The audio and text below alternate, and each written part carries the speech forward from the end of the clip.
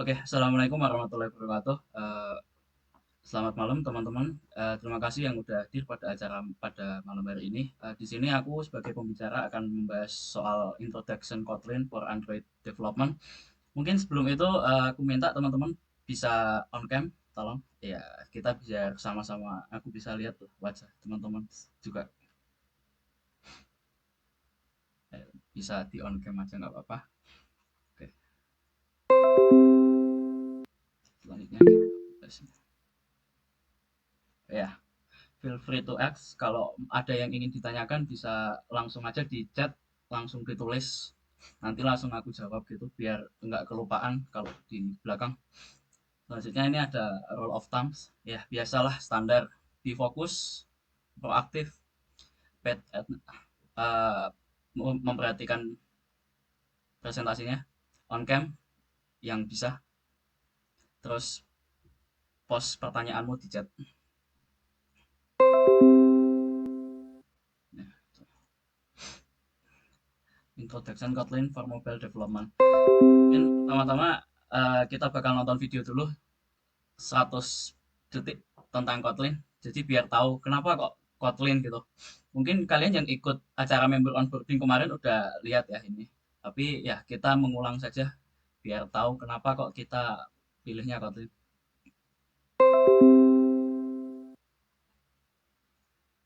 Kotlin, a statically Suaranya kedengeran ya, deh. Oke. Dengar kok, dengar kok. Oke. Kotlin, a statically typed multi-paradigm language designed quite simply as a better alternative to Java. Like Java, it compiles to bytecode that runs on the Java virtual machine. But Kotlin provides a more concise syntax and language features loved by modern developers, like type inference, functional patterns, null safety, and more. It was announced in 2011 by JetBrains, with the first stable release coming in 2016. It's named after Kotlin Island in Russia, and it just got a mascot in October 2021, but it still doesn't have a name yet. One of its key features is that it can interop with existing Java code, which means developers can gradually adopt it without throwing all of their code in the garbage. In addition to JVM, Kotlin can also compile to native code and JavaScript, opening the door to multi-platform apps. It's been most influential in the Android development community, and as of 2019, Google named it the preferred language for Android development over Java. One of its killer features is coroutines, which provides a simplified way to write asynchronous, non-blocking code, a common requirement for mobile developers. To get started, create a file ending in .kt. Most Kotlin developers use something like IntelliJ IDEA, which is an IDE brought to you by the same company that invented the language. Inside the file, use the fun keyword to define a main function. This is where your code will start executing, and that syntax is a lot more fun to write than public static void main string args. Declare a variable with the var keyword, assign a value, and its type will be inferred automatically. Or you can add a colon after the variable name with an explicit type. A variable can't be null unless you explicitly allow it with a question mark on the type. Now use println to log the variable to the standard output. Notice how semicolons are optional, which means that line breaks are significant. Kotlin supports familiar object-oriented patterns, but can do special functional things that Java cannot, like modify the behavior of a class without inheritance using extension functions. Functions are first-class objects, which means they can be stored as variables, passed as arguments, or used anonymously with lambdas. Kotlin also reduces boilerplate with things like data classes, so you don't have to write constructors, getters, and setters, and supports destructuring when accessing the values on an object, allowing you to write concise, efficient code that you can then compile to a jar file by pulling up the terminal and running the Kotlin compiler. This has been Kotlin in 100 seconds. Hit the like button and subscribe if you want to see more short videos like this. Thanks for watching, and I will see you in the next one. Nah, tadi itu udah 100 detik untuk Kotlin. Mungkin yang perlu digarisbawahi ini di bagian tengahnya tadi. Nah, nih. Jadi Kotlin sekarang tuh udah menjadi bahasa yang direkomendasikan untuk Android development. Itu sudah dimulai direkomendasikan Google sejak tahun 2019. Karena apa? Dia tuh lebih baik lah daripada Java karena Kotlin itu memiliki sintaks yang lebih mudah dipahami daripada Java. Selain itu, Kotlin juga bisa berinteraksi dengan kode-kode lama Java sehingga yang misal aplikasinya masih pakai Java itu bisa migrasi menggunakan Kotlin secara bertahap sehingga Kotlin menjadi lebih disukai. Selain itu juga Kotlin memiliki fitur-fitur yang lebih kuat lah untuk Android development. Dan untuk detail-detail lainnya soal bahasa pemrogramannya kita akan bahas pada malam hari ini.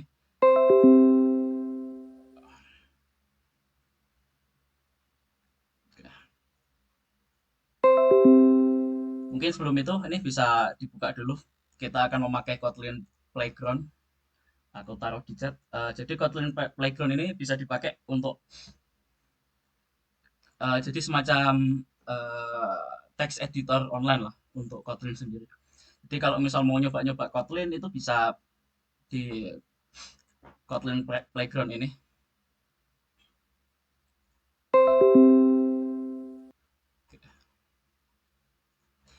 Ini mungkin outline dari apa yang akan aku bahas pada malam hari ini. Yang pertama ada variabel, yang kedua tipe data, ketiga operator, keempat control flow, yang kelima function, yang terakhir 6 nanti ada install Android Studio. Akan saya bantu dikit. Yang pertama variabel. Variabel digunakan untuk menyimpan informasi atau nilai yang dikelola di dalam sebuah program. Jadi mungkin singkatnya variabel itu bisa diibaratkan sebuah wadah. Jadi kalau misalkan kamu punya wadah suatu kotak, nah itu bisa kamu anggap variabel. Jadi kotak itu ada namanya, itu nama variabel dan di dalamnya ada isinya. Itu value atau dari sebuah variabel atau nilai. Jadi contohnya ini, cara deklarasi variabel itu ada dua. Seperti jenisnya juga ada dua, yaitu immutable variable, yang kedua itu mutable variable. Ini mungkin sesuai namanya ya. Kalau kalian paham ini bahasa Inggris saja. Immutable tuh variabel yang tidak bisa diubah nilainya. Sedangkan kalau mutable tuh variabel yang dapat diubah nilainya. Maksudnya gimana? Jadi kalau immutable tuh nilainya cuma bisa sekali doang dikasih. Jadi sebuah kotak atau variabel nilainya cuma bisa kamu kasih satu kali, tidak bisa diganti lagi. Sedangkan kalau yang mutable itu tuh kayak sebuah wadah yang nilainya tuh bisa kamu ganti-ganti. Misalnya pertama nilainya A, selanjutnya kamu mau ganti nilainya jadi B. Nah, itu bisa. Sedangkan kalau immutable nggak bisa seperti itu. Jika kamu mengganti nilai variabel pada immutable variable, nanti akan muncul error ini. File cannot be reassigned atau variable tidak bisa di-assign ulang. Nah, untuk deklarasinya tuh seperti ini. Kita memakai dua kunci yaitu val dan juga var. Itu sama-sama untuk deklarasi variabel. Nah, sampingnya ada nama. Ini untuk nama variabel sama dengan itu operator assignment atau untuk mengisi variabelnya dan di samping kanannya itu ada nilai dari variabel itu sendiri.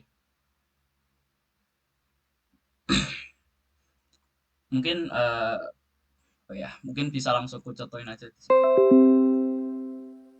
Udah masuk. Nah, ini tampilan dari Kotlin Playground ya. Hampir mirip seperti ini. Kalian bisa nyoba juga. Ini pertama, ini sudah bawaannya ada fungsi main. Nah, mungkin yang belum tahu tuh fungsi main itu fungsi yang pertama kali dijalankan pada Kotlin. Jadi nanti kalau banyak fungsi-fungsi yang pertama kali dijalankan intinya tuh fungsi main. Yang pertama ini ada deklarasi variabel dengan val, sebuah variabel dengan nama Kotlin berisi ini emoticon, mungkin aku ganti aja ini hello world. Nah, ini fungsi print line. Ya ini print lah. Jadi pertama ada variabel Kotlin yang isinya hello world, lalu variabel Kotlin ini aku masukkan ke fungsi print sehingga kalau di run nanti hasilnya muncul hello world. Nah, jadi pertama tuh ini hello world ini dimasukkan ke wadah Kotlin, habis itu Kotlinnya itu di print gitu. Nah, tadi apabila gini, saya sudah deklarasi variabel Kotlin, lalu saya mau itu Kotlin isi ulang. Jadi udah ada variabel dengan memakai deklarasi val, tapi aku mau reassign atau variabelnya nilainya mau aku ganti. Ini akan error. Nah, val cannot be reassigned. Karena apa? Karena aku deklarasi variabel Kotlin-nya tuh pakai val. Sedangkan kalau kita pakai var, nah ini bakal berjalan, nggak akan error. Isi ulang. Kenapa kok isinya bukan hello world? Karena yang pertama aku deklarasi Kotlin dengan hello world. Pertama tuh wadahnya isinya hello world, tapi kemudian bawahnya aku kasih kode lagi Kotlin sama dengan isi ulang. Jadi aku ingin Kotlin tuh isinya diganti dengan kata isi ulang. Jadi hello world-nya diganti ke isi ulang. Lalu baru aku print. Makanya yang terlihat tuh cuma kata isi ulang dan nggak error karena memakai var. Oke, oke. Mungkin itu dulu, kayak belum ada pertanyaan kayaknya. Langsung masuk ke tipe data. Nah, tipe data adalah sebuah pengklasifikasian data berdasarkan jenis data tersebut. Jadi di dalam sebuah pemrograman tuh, bahasa pemrograman tuh biasanya ada tipe-tipe data dan kadang tuh mirip-mirip. Ada yang mungkin yang sama tuh ada string, ada char, ada eh, ada float juga, mungkin bisa juga double. Nah, tipe data ini bisa kamu berikan juga saat deklarasi variabel. Jadi seperti ini. Kalau tadi kan ini nggak ada tipenya kan. Itu karena ada fitur khusus dari bahasa pemrogramannya, tapi juga bisa di kayak tadi aku bilang kan variabel itu sebuah kotak. Nah, itu tuh bisa di kayak sebuah kotak ini hanya bisa diisi buku misalnya. Jadi kayaknya jenis buku itu tuh kayak tipe datanya gitu. Nah, misalnya ini file nama string Ahsan. Berarti kita deklarasi variabel nama dengan tipe data string yang isinya Ahsan. Nah, string ini tuh tipe data. Jadi jenis data yang ada di dalam variabel tersebut. Jadi misal aku isi ulang nama string aku ganti pakai angka itu nggak bisa karena harus string. String tuh kayak kalimat lah, kata yang bisa ditunjukkan tuh pakai ini tanda petik. Jenis-jenis data.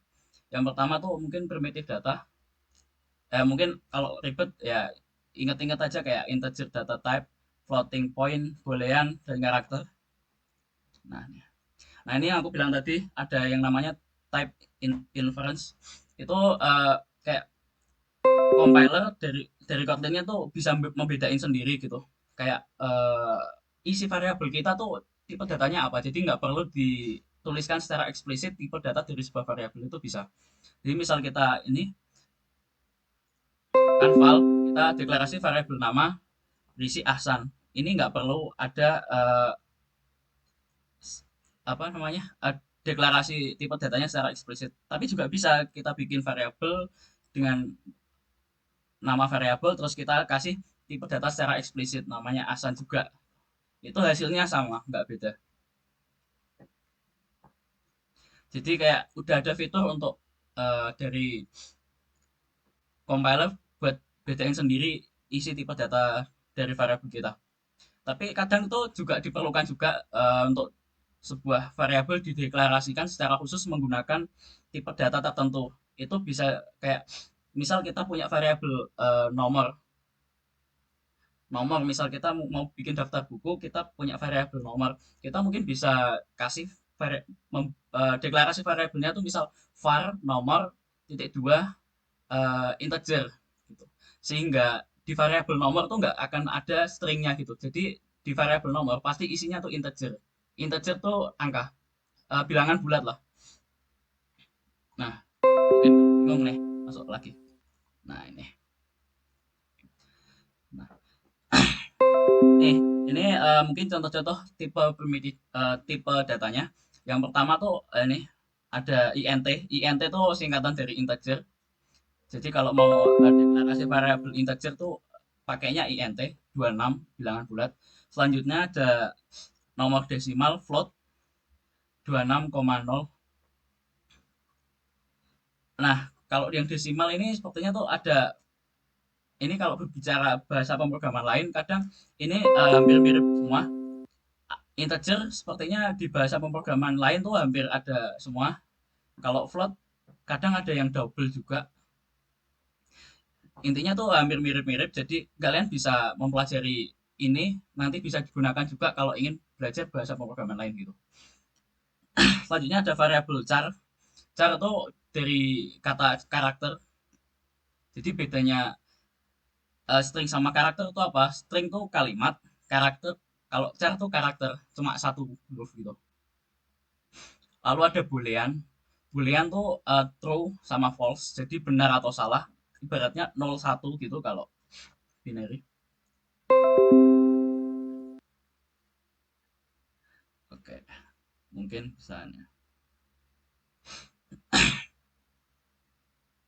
Nah, ini penjelasan variabel string. String itu bisa kalau deklarasi variabel itu bisa kayak di ibaratnya dimanipulasi. Jadi misal kita punya deklarasi variabel nama yang berisi kata aksan, lalu kita juga bikin variabel kedua dengan nama variabel hello. Lalu kita isi variabel hello-nya tuh hello my name is selesai, terus kamu bisa tambah nama. Jadi ini nanti hasilnya hello my name is Aksan. Mungkin langsung aku coba di step. Lalu juga ada yang namanya escape string. Escape string itu apa? Escape string itu kasusnya gini. Kalau string kan itu petik dua ini. Itu bisa digunakan untuk kita tuh menunjukkan bahwa kayak huruf berikutnya tuh masih masuk bagian dari string. Langsung aku contohin aja. Kita masuk ke variable. Mungkin kita terusin ini, misal kita buat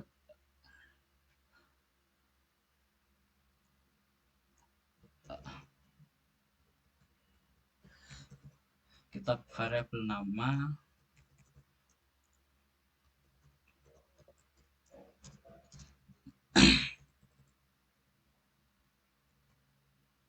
hello.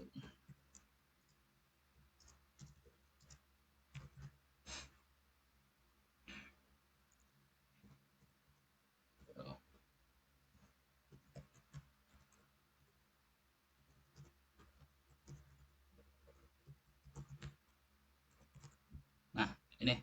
Jadi string itu bisa dimanipulasi atau mungkin ya bisa digabung-gabung gitu. Atau ibaratnya bisa diolah-olah lah.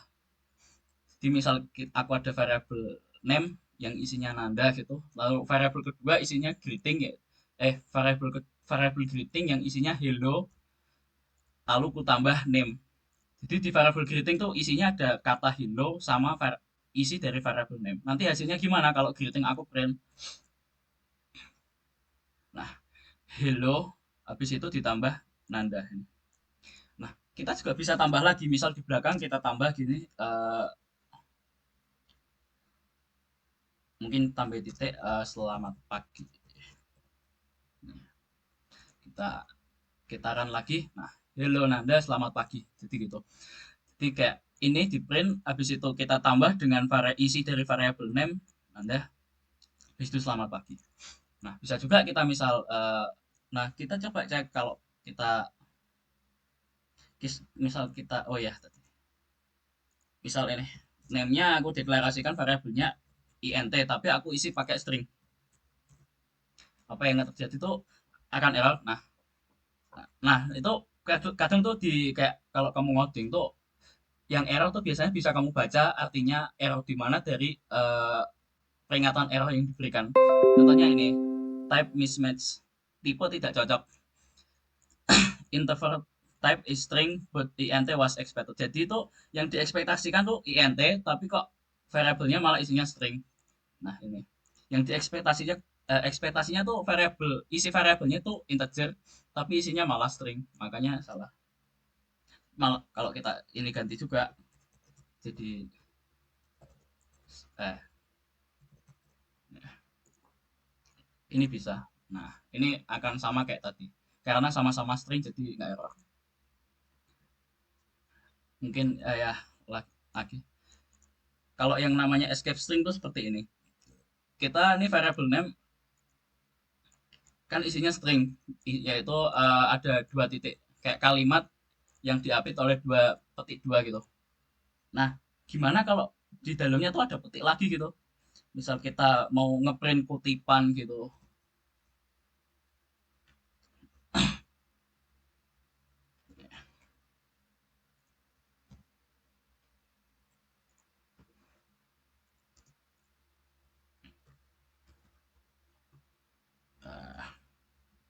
Kadang kan kita kalau mau ngeprint kutipan, kalau orang-orang kan bisa gitu.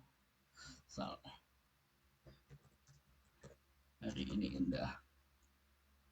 Kita run, nah bakal error. Karena apa? Karena compilernya tuh bingung. Stringnya tuh yang mana gitu. Kayak bagian akhirnya tuh yang mana. Kalau yang greeting ini kan kita pisah ini satu ini dulu hello, koma baru kita tambahkan name, kita ada tambahin lagi petik dua selamat pagi. Nah ini bingung. Ini susunan stringnya tuh gimana gitu. Jadi kita bisa menggunakan nah ini. Nah, bisa. Jadi tanda apa ini? Tanda garis miring ini nggak ke print. Nah, nggak ke print. Ini cuma sebuah kayak namanya escape string. Jadi kayak memberitahukan bahwa karakter berikutnya itu masih bagian dari string gitu. Hari ini indah gitu. Mungkin itu. Terus ada length. Oke, banyak huruf. Kita juga bisa nentuin banyak hurufnya.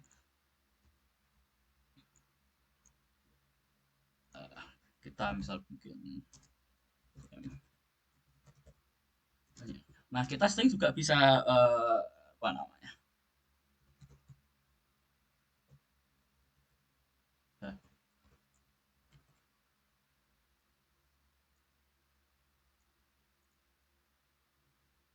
string juga misal kita ada variabel string kita bisa hitung gitu jumlah karakter dalam string itu tuh ada berapa gitu kita bisa pakai property length gitu.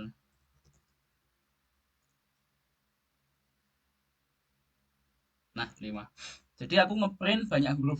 Nah banyak huruf itu isinya name titik length. Jadi variable name ini aku hitung panjangnya, length kan panjang gitu. Jadi bisa dipahami kalau pakai bahasa Inggris yang sedikit-sedikit gitu.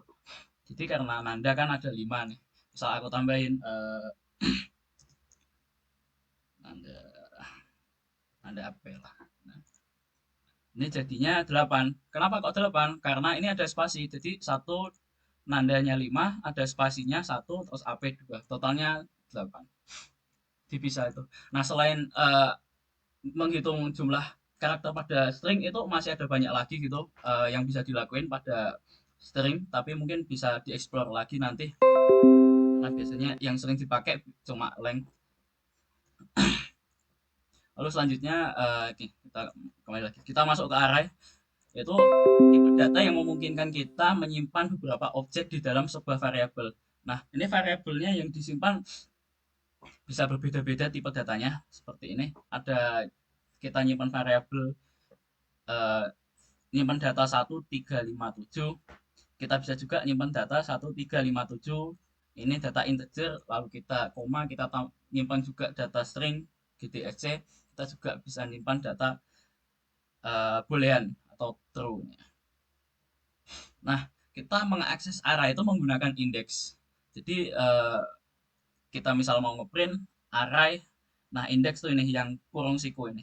Dari mungkin agak susah namanya array. Langsung masuk aja ke sini.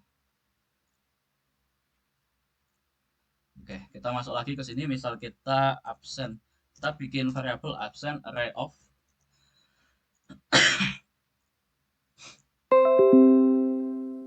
kita mau absen 1 2 3 4 5 udah lah.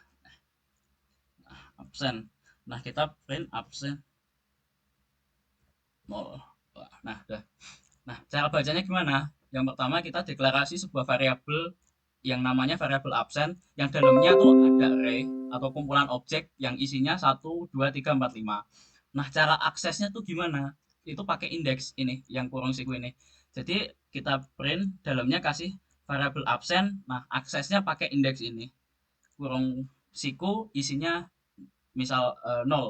Nah, cara ngitungnya tuh gimana? Indeks tuh dimulai dari 0. Ingat-ingat ini biasanya hampir seluruh bahasa pemrograman sepertinya cuma beberapa aja yang enggak.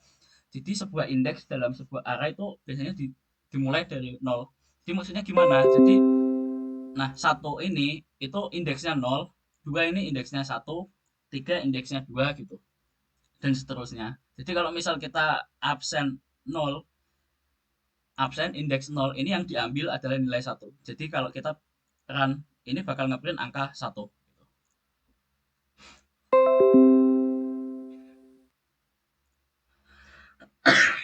Nah, kita bisa juga tuh, kita ngambil misal variabel indeks nomor mungkin 3. Mungkin kita ubah GTSC. Nah, ini bakal ngeprint GTSC. Nah, kenapa? Karena indeks 3 dari absen tuh GTSC 0, 1, 2, 3. Biasanya yang banyak salah tuh errornya di sini. Ya mungkin banyak yang nggak kurang teliti lah. Biasanya tuh seringnya kelewatannya tuh di sini. Kadang lupa kalau indeks tuh dimulai dari 0 gitu. Nah, apa yang terjadi kalau kita tuh ngakses ngakses isi array tapi lebih dari panjang array. Jadi panjang arraynya kita ada 1, 2, 3, 4, 5. Berarti kan indeks terpanjangnya 4 kan.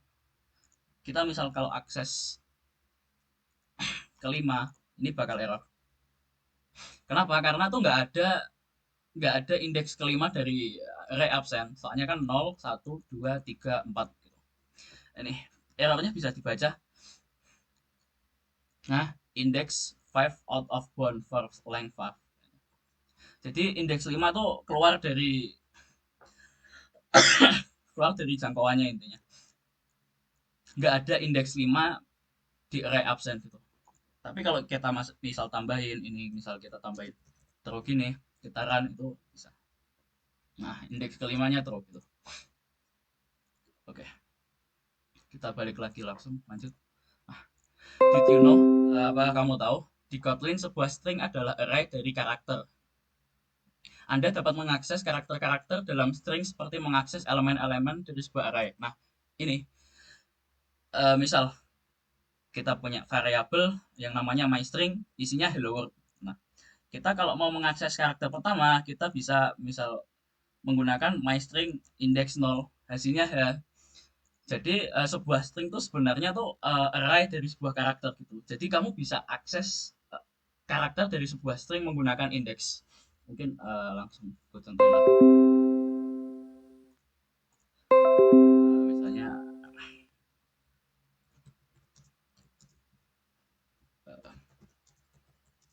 GTSC Win suka. Aku mau in hello. Nah, aku akses variabel hello yang isinya string, lalu aku ambil karakter dari indeks ke misal kedua lah. Nah, kedua itu S. Jadi GDS. Ini S ini indeks kedua gitu. Ya, bisa juga kamu mau misal kamu bikin variabel dulu untuk huruf ketiga. Nah, gini kamu hello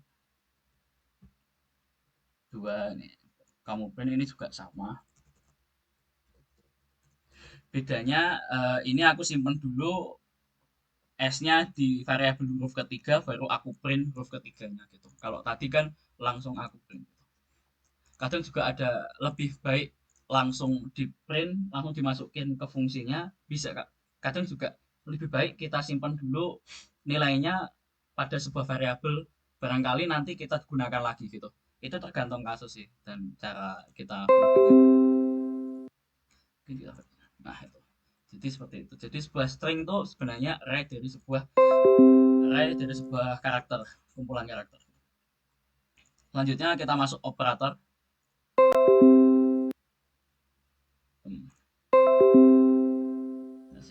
Mungkin sampai di sini apakah ada yang ditanyakan dulu? Kayaknya udah cukup panjang tadi. Kita udah bahas variabel tipe data. Ini sebelum masuk operator, apakah ada yang mau ditanyakan soal yang tipe data atau mungkin variabel? Kalau ada, bisa langsung raise atau mungkin bisa ditaruh di kolom chat, nggak apa-apa. Oke, karena sepertinya masih belum ada, masih gampang lah ya. Udah Rokok. Oke, ini masuk ke jadi operator itu apa?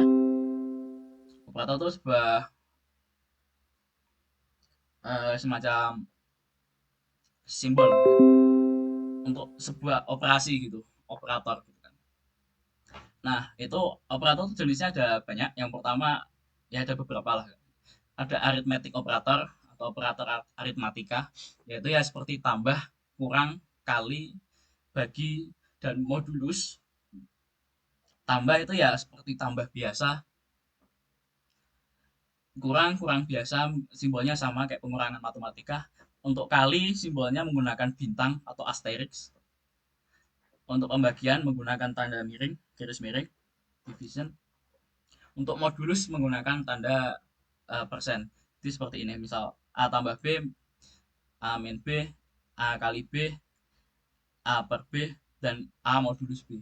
Nah, oh ya, mungkin bagi yang nggak tahu, mungkin untuk tambah, kurang, kali, bagi udah tahu semua lah. Kalau modulus itu artinya tuh hasil, sisa hasil bagi gitu. Jadi misal, nah ini, eh, ya ini mungkin contohnya. Modulus itu sisa hasil bagi. Contohnya misal 5 modulus 2 itu sama dengan 1. Kok bisa? 5 hasil bagi, sisa hasil 5 dari sisa hasil bagi 2 tuh 1. Jadi 5 dibagi 2 terus. Nah, sisanya tuh 1 gitu. Mungkin kalau mudahnya ya seperti itu sih, simple itu. Nah, ini bisa juga dilanjutin misal kita bikin variabel A. Oke, kita langsung masuk ke sini aja. Kita bikin dua variabel misalnya A dan A isinya 7, B isinya 9, 10 lah. Kita bisa print misal A min 7, kok A min 7 sih, A min B, nah, hasilnya apa? Min 3, bisa min 3. Kita misal kita copy, nah kalau A plus B hasilnya 17. Kita coba lagi, kalau kali pakainya bintang 7 plus 10, 70. Kita lagi misal bagi, mungkin ini bisa kita 7,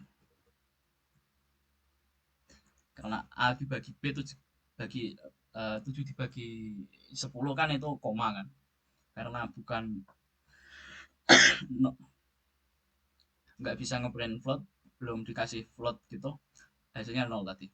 Nah ini kalau misal kita A nya 10, B nya 7, misal 7 min B 3, 10 plus 7, 17, 10 kali 7, 70, terus A per B 1. Kenapa kok 1? Ya karena 10 dibagi 7 itu cuma bisa 1.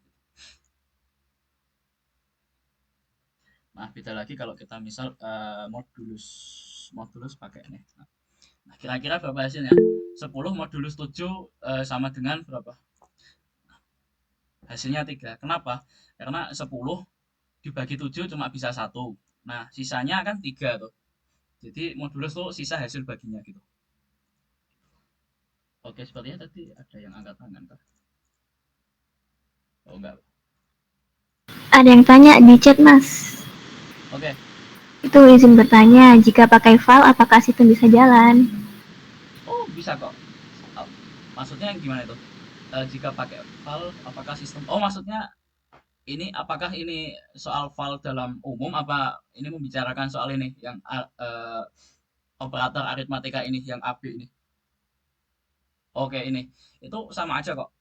Soalnya file sama var tuh hubungannya sama deklarasi variabel aja. Kamu buat variabelnya aja. Ketika variabelnya udah dibuat, itu tuh ya tinggal kamu operasiin aja gitu. Oke, kita misalnya kita akan file tuh. Tetap bisa. Nah, nggak bisanya kalau kamu misal mau ganti. Nih, misal kamu A-nya udah dideklarasiin pakai file isinya 10. Tapi kamu mau ganti A-nya, kamu ganti mau 20 gini. Nah, ini nggak bisa, akan error. Nah, file cannot be reassigned. Filenya nggak bisa ganti ulang. Nah, caranya bisa biar bisa, kamu deklarasi A-nya harus pakainya var gitu. Nah, gini. Nah, kamu gabung var file pun nggak apa-apa. Intinya kan kamu deklarasi satu variabel A pakai 10. Nah, itu makanya aku bilang itu tergantung penggunaan aja. Kadang sebuah variabel tuh emang diperlukan hanya cukup diisi sekali.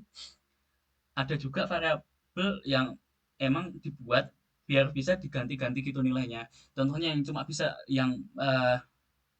bisa diisi sekali itu misal kayak kita buat variabel ID gitu.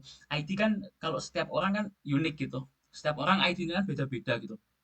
Jadi biar aman, kita deklarasinya pakai val gitu. Biar kita nggak nggak nggak ngubah-ngubah. Nah, kalau misal kita ganti var itu tetap bisa. Tapi masalahnya kalau misal kita lupa gitu, tiba-tiba kita naruh kodenya, kita ganti kode, ganti isi variabel ID-nya kita nggak nyadar. Nah, itu kan bisa error gitu. Nah, mungkin ya, mungkin ya. Jadi kalau error tuh, nah ini kan mungkin, nah, mungkin aku jelasin sedikit sih. Nah, ini error tuh sebenarnya tuh biasanya ada dua. Ya, ya garis besar tuh error kalau ngoding tuh ada dua.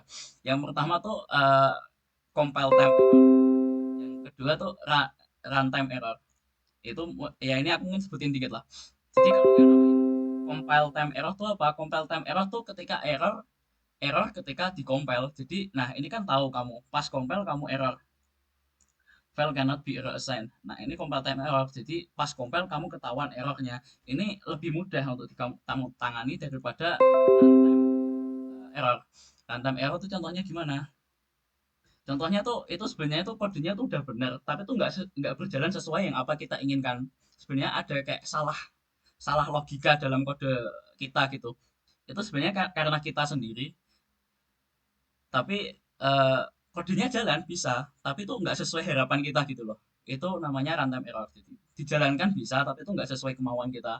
Jadi ada yang misal nah ini misal aku deklarasi variabel ID itu ya. Nah, misal ID, nah name lah, nameku lah. Nah, sebuah ID kan seharusnya kan nggak bisa, maksudnya biasanya kan ya setiap orang kan unik, maksudnya ya setiap orang cuma punya satu gitu. Kadang kalau kita bikin aplikasi gitu ada profile lah misalnya, ada misal ya mungkin kalau kamu sistem akademik lah mungkin kan ada kayak variable ID-nya. Nah, tiba-tiba kita di baris kode lain kita tuh ganti nggak nyadar kita tuh ganti isi variable ID-nya kita pakai gini. Nah, bisa saja kalau kita nulis gini kan kita tipu gitu. Misal kita ketambahan nolnya di sini. Ini kan nggak terlalu nyadar nih. Nah, nah gini. Mungkin aku hapus dulu. Nah, seperti ini. Nah, ini kalau di run jalan, tapi itu nggak sesuai harapan kita gitu. Nah, ini kan bukan bukan nameku. Jadi ada ketambahan nolnya di tengah. Tapi kodenya tuh jalan, programnya jalan, tapi itu nggak sesuai harapan kita. Nah, itu kan karena kita deklarasi variable ID-nya tuh pakai var. Seharusnya kalau kita mau deklarasi suatu variable yang nilainya tuh benar-benar cuma sekali aja dikasih dan habis itu nggak bisa diganti itu pakai var biar mengurangi kayak kesalahan kayak gini. Biar kalau kita mau ganti tuh ketahuan nih kalau kita udah kena deklarasi dan mau nggak bisa diganti gitu. Biar nggak banyak errornya juga. Mungkin itu cukup itu apa gimana Kanza Firdaus apa udah cukup.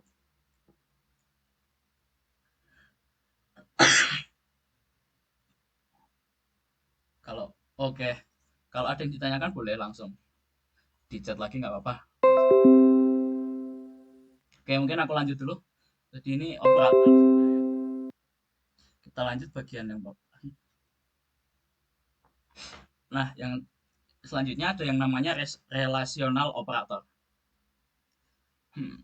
Relational operator tuh kayak mungkin lebih enak dibilangnya tuh perbandingan kali ya. Ya, biar mudah dipahami tuh kayak perbandingan gitu. Contohnya ini bisnis eh bentar, kelihatan kan? Mungkin eh oh ya. Nah, nah, kayak gini. Jadi kalau nah, kayak lebih dari, kurang dari, lebih dari sama dengan, kurang dari sama dengan. Nah, itu juga termasuk relasional operator atau mungkin ya sebut aja kayak operator perbandingan lah. Ya contohnya kalau operator A lebih besar dari B gitu. Misalnya A lebih kecil dari B gitu. A lebih besar dari sama dengan B. A lebih kecil dari sama dengan B. Nah, untuk yang ini yang atas ini kan kayak udah mungkin kalian udah akrab lah. Nah, yang kayak bawah ini sama dengan itu kayak ngecek is equal tuh. Jadi kita ngecek dua variabel itu isinya sama apa enggak gitu. Terus yang terakhir tuh ada A seru sama dengan B. Nah, seru itu tuh eh, kalau mungkin bahasanya tuh kayak negasi lah ibaratnya lah. Kalau kayak di logika tuh bahasanya negasi. Jadi kalau sama dengan itu is equal tuh atau mungkin apakah A sama dengan isinya sama dengan B. Nah, kalau ada tanda seru sama dengan tuh A tidak sama dengan B gitu. Jadi itu tuh kayak sebuah pengecekan gitu. Ya, mungkin kita langsung di coding aja lah.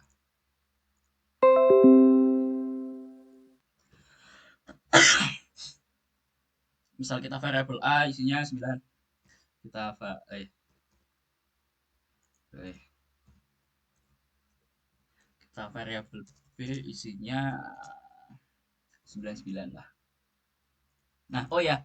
Nah, ini salah satu aku lupa jelasin kalau mungkin ya salah satu kelebihan dari Kotlin tuh nggak perlu semikolon ya atau titik koma. Nih, kamu kasih titik koma juga nggak apa-apa sebenarnya, tapi nggak perlu juga bisa. Nah, kalau di bahasa pemrograman lain itu masih error, nggak bisa.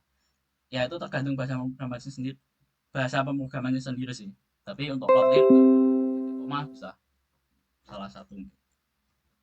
Nah, misal kita gini, print line kita ngeprint A apa B. Kira-kira hasilnya apa?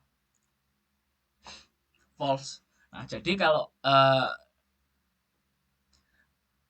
hasil dari sebuah relasional operator atau operator perbandingan itu tuh sebuah nilai boolean atau true atau false. Jadi intinya gampang sih. Ini kita bacanya kan aku buat variabel A dengan yang isinya 9, variabel B isinya 99. Kita print hasil dari perbandingan A apakah lebih besar daripada B. Nah, jawabannya false. A berarti A tidak lebih besar dari B gitu. Kalau misal kita ubah gini, kita print hasil pengecekan dari apakah A lebih kecil daripada B. True, benar. A lebih kecil dari B. Kita bisa juga kita lebih dari sama dengan ini. Ya, kalau lebih dari sama dengan hampir mirip. Wait. Kok parameter? Salah, nggak di depan. Nah, kita naruhnya di belakang sini. Yep, true. A lebih kecil sama dengan B. Nah, ini yang kayak fungsi yang lebih dari sama dengan itu kan hampir mirip lah sama yang lebih dari gitu. Nah, gimana kalau misal kita sama dengan gini? Nah, bacanya gimana? Kita print pengecekan dari apakah A itu sama dengan B. Isinya A apakah sama dengan B? Jawabannya false karena emang A isinya nggak sama dengan B. Misal kita buat sama, kita variabel A isinya 99, variabel B isinya 99. Kalau kita run isinya true karena variabel A isinya itu sama dengan variabel B. Nah, misal kita pakai tanda true ini ya. Kita ngecek apakah A tidak sama dengan variabel B. Hasilnya false. Kenapa? Karena tuh A sama B itu sama. Jadi ekspresi ini tuh salah. Ekspresi itu kayak sebuah Ya mungkin kayak pengecekan itu kalau mungkin kayak sebuah operasi lah. Oh, bisa operasi pengecekan gitu kayak operasi aritmatika kayak penambahan juga bisa kayak gitu. Tinggal ini kan kita cek apakah A itu tidak sama dengan B. Jawabannya salah karena A sama B itu sama. Oke, mungkin kita back lagi ke sini.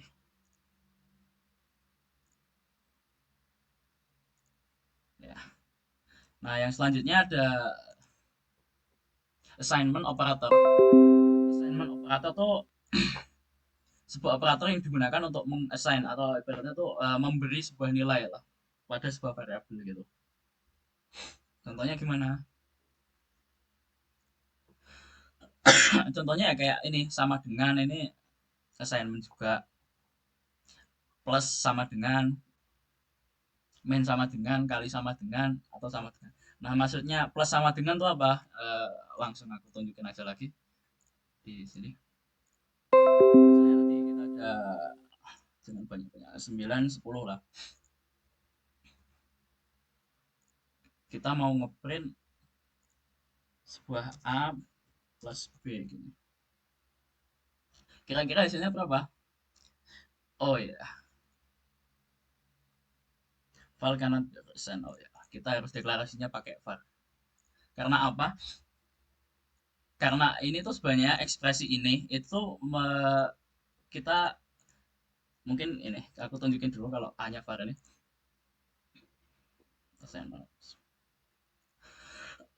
Oh iya, harus ditaruh di luar dulu. Nah, A gitu. Nah, A-nya jadi 9. Kok bisa 9? Padahal A-nya di awal itu 9. Kok di akhir di print itu 19. Nah, itu karena ada operasi ini. Ini A plus sama dengan B itu tuh sebenarnya sama dengan A sama dengan A plus B. Nah, seperti ini. Misal aku hapus yang atas. Oh ya, bisa aku jadiin eh, komentar lah. Jadi kalau misal kita blok, terus kita tekan kontrol garis miring, itu jadi sebuah komen. Jadi kayak ada depannya garis miring ini. Ini kalau programnya dijalankan, komentar ini tuh nggak akan dieksekusi, jadi langsung dilewati itu. Jadi ini langsung jatuh ke bawah ini. Komentar tuh bisa kita gunakan untuk misal di kode kita buat kode yang rumit, biar nggak bingung kita kasih komentar nih di fungsi misal di variabel ini. Ini variabelnya buat apa? Biar misal kita kerja sama sama orang lain, itu orang lain juga paham gitu. Ya mungkin ini. Nah misal aku kan apakah hasilnya bakal sama? Sama aja 19 karena itu prinsipnya sama. A plus sama dengan B itu tuh sebenarnya sama dengan A sama dengan A plus B. Kok bisa jadi 9? Jadi karena A 9, B-nya 10. Nah, kita tiba-tiba A diisi ulang lagi. A mau diisi ulang dengan A plus B gitu. Jadi A plus B ini dilakukan dulu 9 plus 10 baru dimasukin ke variabel A. Jadi variabel A yang terbaru itu isinya 19. Itu juga berlaku ya sama kalau misal A min dengan B itu juga sama dengan A min B. Jadi prinsipnya mirip lah. Itu juga dari kali sama dengan, bagi sama dengan itu sama kayak gitu semua lah. Cuma itu tuh disingkat aja gitu biar lebih simpel. Tapi kadang juga orang-orang bingung tuh maksudnya apa gitu. A plus sama dengan B gitu. Itu cuma kayak disingkat aja ekspresinya biar lebih singkat gitu. Mungkin selanjutnya ada yang namanya unary operator. Unary operator tuh apa? Unary operator tuh ini yang kayak A plus plus, A min min gitu. Itu namanya apa? A plus plus tuh namanya tuh kalau bahasa programan kalau saya ingat itu namanya tuh increment. Jadi sebuah increment tuh kayak peningkatan lah. Kalau A min min tuh decrement atau pengurangan. Nah itu juga kayak singkatan juga. Contohnya kita balik lagi ke tadi. Misal A-nya 9, B-nya 10. Misal A min min, A-nya jadi berapa? A-nya jadi 8. Kok bisa? Karena amendment tuh sebenarnya kayak gini. Eh,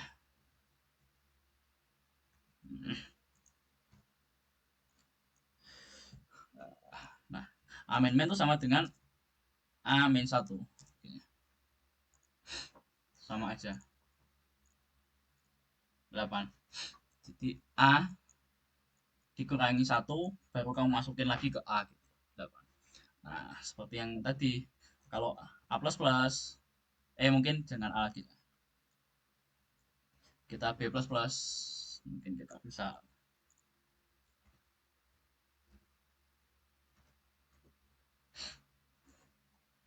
print B di sini. B-nya berapa? Oh, ini file cannot be send. Nah, ini biar ingat. Karena kalau B++ ini kan kita ngisi ulang gitu, mengubah nilai variabelnya kan. Nah, kalau pakai file tuh nggak bisa gitu. Kayak biar ingat aja gitu. Kadang tuh error kayak gini tuh kayak kamu nggak nyadar aja kalau. Nah, 11 B yang awalnya 10 ada B++ jadi 11. Karena B++ itu sama dengan B sama dengan seperti ini. Jadi B-nya ditambah 1. Nah, oh ya, mungkin ini. Kalau misal gini gimana? Variabel A sama B itu kan namanya kan kecil-kecil. Tapi kalau aku aksesnya pakai besar gimana? Kan B-nya pakai variabel kecil, tapi di sini di print-nya aku nggak sengaja pakai variabel besar. Apakah bisa diakses? Nah, nggak. Karena itu variabel sebuah variabel mungkin hampir function variabel dan lain itu tuh biasanya tuh sensitif terhadap huruf kapital, jadi case sensitif lah. Jadi kalau makanya untuk bikin nama variabel, nama function dan sebagainya tuh harus ada aturannya lah mungkin untuk diikuti biar kamu ngodingnya tuh lebih enak gitu. Jadi kalau kamu sekali salah aja mungkin yang harusnya kapital kamu nggak tulis kapital itu variabelnya tuh nggak bisa, compilernya bingung. Soalnya B kecil sama B besar itu tuh dianggap dua hal yang berbeda gitu. Nah, kita masuk ke logical operator. Nah, logical operator tuh seperti namanya aja, operator logika ya.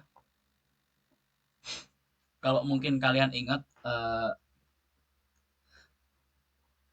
ada yang namanya gerbang logika ya, mungkin seperti itu sih. Ada if-nya juga, ini dibahas nanti sebenarnya.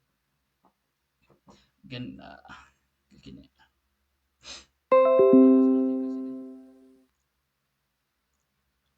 Jadi operator logika tuh biasanya tuh dipakai untuk tipe data boolean, true false. Jadi logika tuh maksudnya kayak gimana ya, bisa kayak gini. A, NN, B. NN tuh maksudnya apa ini? Ini tuh bahasa lain dan. Nah, kalau dan kan kalau di logika kan dan tuh akan bernilai true jika keduanya tuh true kan. Gitu. Kan false. Kenapa false? Karena yang B false. Sedangkan ini dan itu akan bernilai true jika keduanya true kan. Nah, kalau salah satunya udah false. Nah, misal kita ubah true, ini akan jadi true juga karena nilai A dan B adalah true gitu.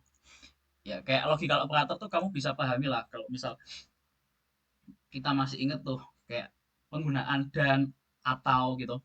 Nah, kalau atau itu makanya garis lurus dua gini. Nah, A atau B true. Kenapa true? Karena sebuah karena atau akan bernilai true jika salah satunya tuh true gitu. Atau akan bernilai benar jika salah satunya tuh benar gitu. Misal kita isinya false semua. Eh,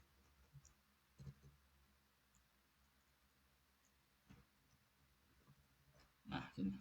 Maka isinya akan false karena keduanya false.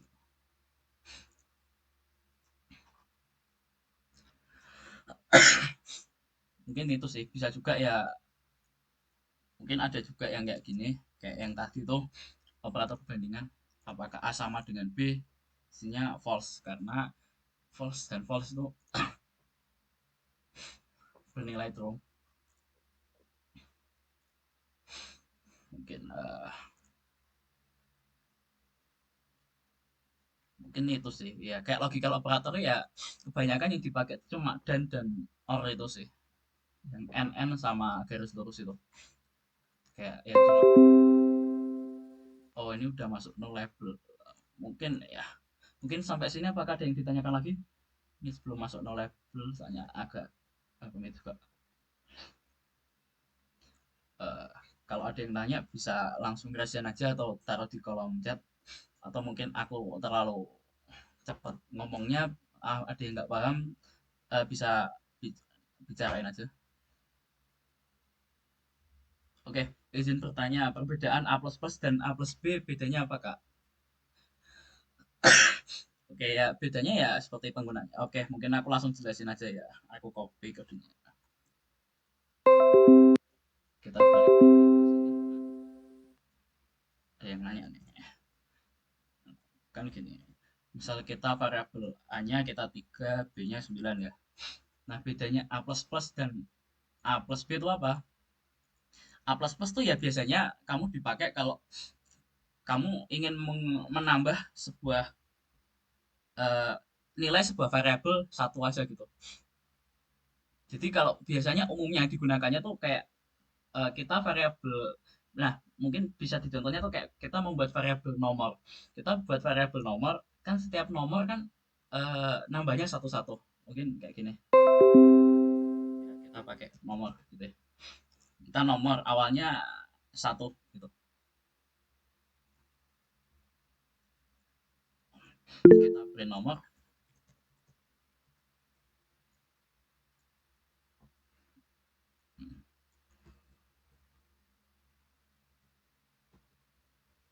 Nah, ini kan nomornya satu. Nah, kita misal tambah lagi gini, kita print lagi.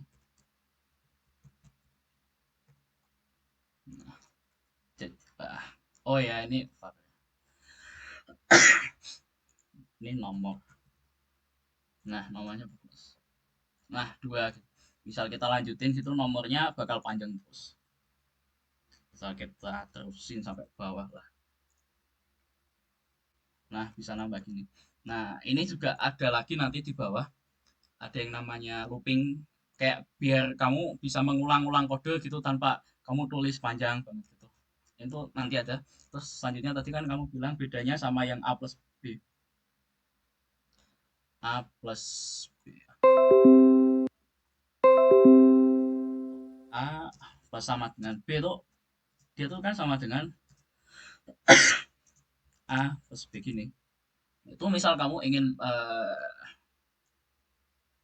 kayak pengen uh, merubah isi nilai variabel A, udah kamu kasih kasih namanya operasi dengan variabel lain gitu. Jadi itu mungkin lebih ke perbedaan penggunaan aja sih. Itu sebenarnya kan dua dua hal yang berbeda tuh, A plus plus dan A plus B gitu, kayak bedanya penggunaan aja. Kalau A plus B kan kita misal gini, A plus sama dengan B, kita print A, hasilnya berapa? Hasilnya 10 karena kamu mau variabel A kamu ubah hasilnya dengan A plus B gitu. Sedangkan kalau tadi kan cuma A plus plus dan spasi ya, cuma 10, cuma nambah satu, sedangkan kalau yang sebelumnya kan kamu pengen A-nya kamu tambahin B, kayak cuma beda penggunaan aja sih kalau biasanya di kode-kode secara langsung ya, itu hal yang berbeda. Ada lagi itu kan A sama dengan 2, A plus plus plus sama dengan, oke kita coba. Oke. Nah, apakah A plus nah ini belum. Ya. Nah, itu nggak bisa seperti itu. Jadi kalau operasi incrementnya tuh cuma ini. Nah, gini. Itu kalau mau 4. Nah, itu ada caranya lagi tuh. Seingatku tuh bisa di step nggak sih? Aku agak lupa bisa di step apa enggak. Tapi kalau mau misal mau nambahin 4 itu tuh ada nanti bisa di looping gitu. Jadi ya kalau ya operator peningkatan itu. Nah, kalau mau 4 seingatku tuh itu bisa bisa di step apa enggak gitu, maksudnya biar ditambah ditambah dua-dua gitu kayaknya harus perlu looping deh. Oke, mungkin ya kita masuk ke selanjutnya aja biar kita cepat masuk ke bagian yang aku sebutin tadi tuh. Kalau ada yang ditanyain lagi bisa di chat dulu. Soalnya ini masih ada hubungannya dengan materi selanjutnya. Nah, pertama ini dulu no label types. No label types itu apa? No label types itu sebuah tipe data yang no label. Null tuh artinya tuh kosong gitu. Kosong. Jadi tuh kosong tuh ya kosong gitu. Eh, hmm, Mungkin langsung aja kita balik lagi sini. Jadi misal aku ada variabel A, isinya ini kan integer kan. Misal gini, isinya 2. Tapi kalau misal aku kosongin gimana? Aku nol gini. Nah, null cannot be value or null cannot be a value of non-null type in. Jadi nol ini tuh menandakan sebuah variabel tuh isinya tuh nol. Nol tuh kosong gitu loh, bener-bener kosong. Variabelnya kosong. Nah, kalau variabel kosong tuh kamu deklarasi variabelnya tuh ada khusus gitu. Jadi kalau ini kan kamu kasih tanda tanya gini. Kamu kan nol. Kok bisa gitu? Karena kamu ini deklarasi variabel A dengan tipe data integer. Tapi kamu juga kasih tanda tanya, artinya variabel A itu bisa nol, nullable gitu. Variabel A itu bisa kosong. Nah, ini juga penting juga sama kayak yang aku bilang tadi penggunaan var. Nah, ini juga lebih penting sih ini kadang. Kadang kamu variabel tuh bisa variabelnya kosong, baru nanti kamu isi variabelnya di belakang di di pertengahan program. Nah, itu kamu harus deklarasi variabelnya ya pakai variabel nullable ini. Kamu kasih tanda tanya dulu, baru misal kamu kasih ubah di sini. Ya, kan bisa. Nah, misal gini kan, ini tadi nggak bisa kan? Nah, contohnya gini, misal kita awalnya punya variabel A. Variabel A ini tuh awalnya emang kosong dan emangnya nggak ada isinya, tapi nanti di pertengahan jalannya kode itu bakal diisi dari misal dari operasi lain lah, mungkin ada kita ngambil data dari internet atau mungkin penambahan apa gitu. Nah, untuk itu kita awalnya kita deklarasinya variabel A tuh nullable. Jadi variabel A awalnya emang cuma sebuah kotak, tapi emang kosong. Tapi nanti di tengah-tengah bisa diisi ini A ini di 8.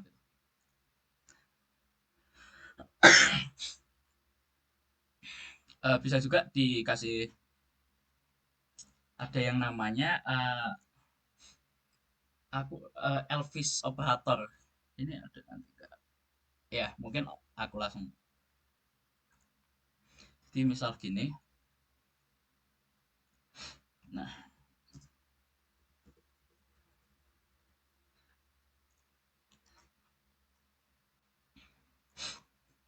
eh,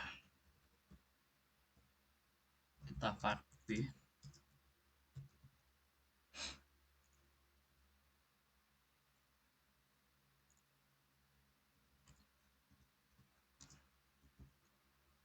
eh,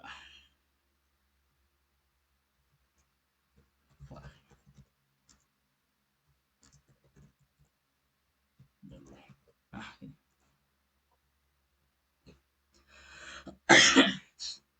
Bukan.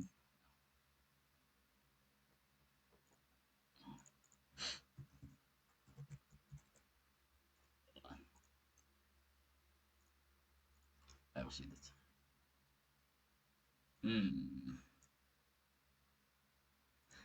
Jadi itu ada yang kita bisa mengatur nilai default atau eh, nilai nilai alternatif jika sebuah variabel itu kosong gitu. Bentar. Oh, ini salah. Ya, ini.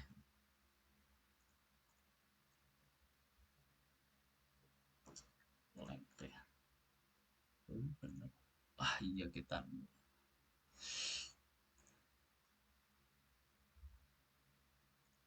Hmm, Bentar, sebentar.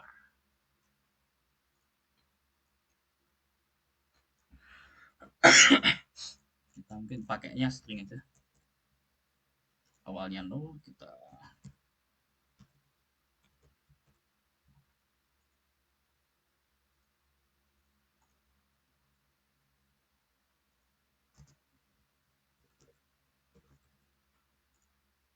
oh ini yang salah tadi di sini. Benar ini.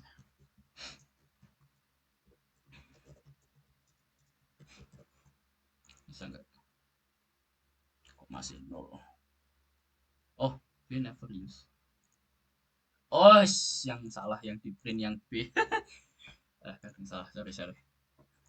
Nah, jadi gini, kita deklarasi variabel A, variabelnya itu tipe datanya string dan nullable, ada tanda-tandanya, dan nilai awalnya 0. Di variabel B kita juga buat variabel B yang isinya kita akses panjang dari variabel A length gitu. Nah, karena variabel A kan 0, berarti kalau kita ukur panjang dari variabel A kan bakal 0 juga, karena A-nya juga 0. Nah, kita isi ini, ada yang namanya Elvis operator. Kita tambahkan ini tanda tanya, terus ini tanda tanya eh, titik dua gitu. Belakangnya variabel. Artinya apa? Jika variabel jika A titik length itu nilainya 0, maka yang variabel B akan bernilai yang kanannya Elvis operator itu variabel A0 gitu. Ini.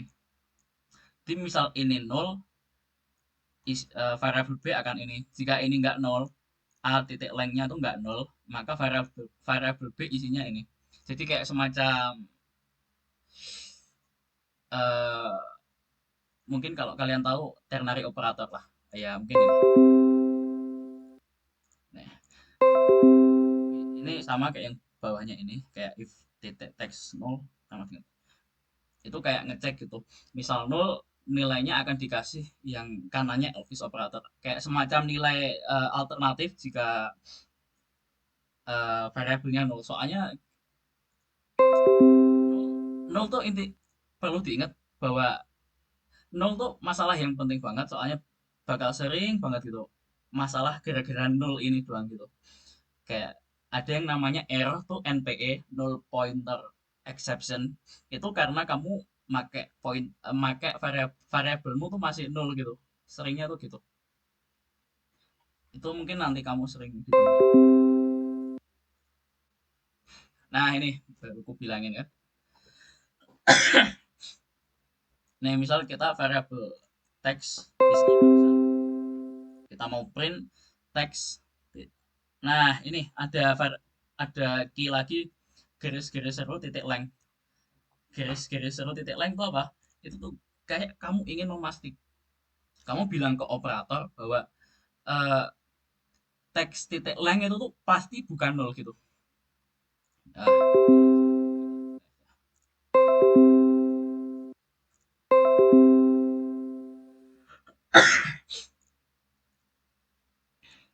awalnya kita bukan 0.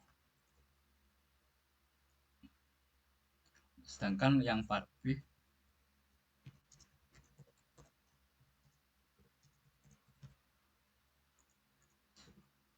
nah, nah, kira-kira apa? Nah, ini 5 benar. Nah, ini bacanya kan kita mendeklarasi variabel A dengan tipe data string nullable, isinya nanda. Nah, habis itu paling bawah kita print A tanda seru 2 titik length. Ini bacanya tuh kamu bilang ke operator bahwa A titik length itu pasti bukan 0. Jadi ini seru 2 tuh kayak nama operatornya aku lupa. Intinya tuh kamu kayak bilang ke operator bahwa nilai ini tuh pasti bukan 0. Nah, tapi ini kayak tidak direkomendasikan ya untuk dipakai. Karena apa? Jika kamu udah bilang gini, nilai A pasti tidak nol, tapi tiba-tiba nilai A ternyata nol, itu bakal error. Dan ini ya nyebelin juga sih errornya. Nah, misalnya yang bawahnya B, B-nya nol, kita akses. Nah, ini ada yang namanya null pointer exception. Ini mungkin sering sih kamu akan temui nanti. Aku pikir nggak cuma di Android sih, kayaknya di bahasa pemrograman lain juga kayak gini. Hampir mirip lah kan. Jadi kamu B-nya nol, tapi kamu bilang ke operator B itu B itu tidak nol gitu. Tapi ternyata pas di print dicek B itu nol. Jadi kayak salah gitu. Kamu udah bilang kalau B itu nggak pasti nggak akan nol, tapi ternyata nol, itu bakal error gitu. Jadi makanya nggak direkomendasiin pakai ini, pakainya kayak gini. Kayak tadi aku bilang, pakai Elvis operator ini. Ya, karena B titik length itu kita cek dulu B titik length apakah nol. Kalau nol, nah yang di print atau yang dipakai itu nilai di kanannya Elvis operator atau nilai defaultnya lah. B sama dengan nol seperti itu. Nah, agak berat sih kalau ya mungkin langsung aja kita. Nah, selanjutnya kita masuk ke control flow.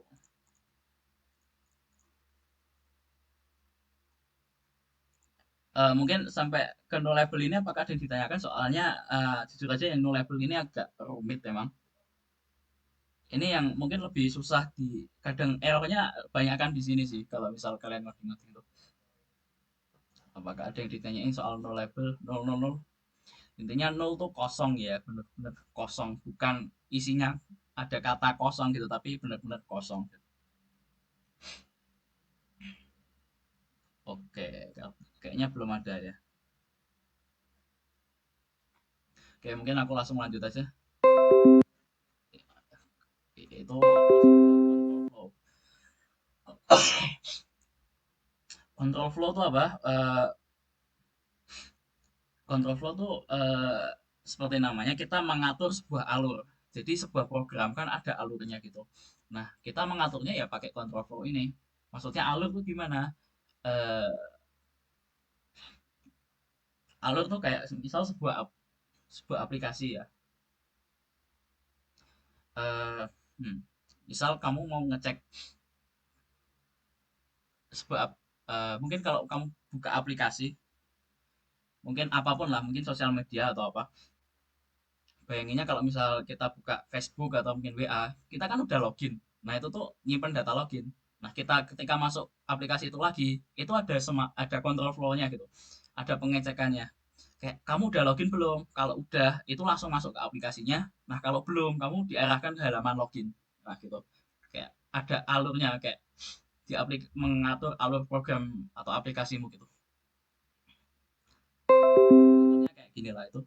Misal A10, B5, if A lebih besar daripada B, print A lebih besar dari B, else print A lebih kecil dari B. Nah, jadi control flow yang pertama tuh ada yang if else. If else seperti namanya tuh jika, ya seperti namanya saja. Mungkin kita hapus, kita bikin variabel namanya ya variabel 4 5.